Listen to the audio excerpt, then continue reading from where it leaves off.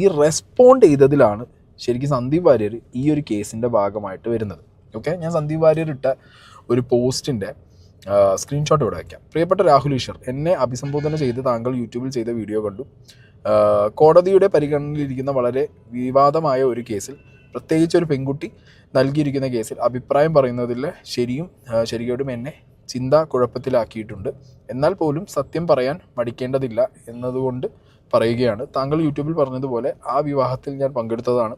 അവരുടെ വിവാഹബന്ധം 4 ദിവസം മാത്രമേ നീണ്ടു നിന്നുള്ളൂ എന്ന പെൺകുട്ടി ഉന്നയിച്ച വാദം ശരിയല്ല.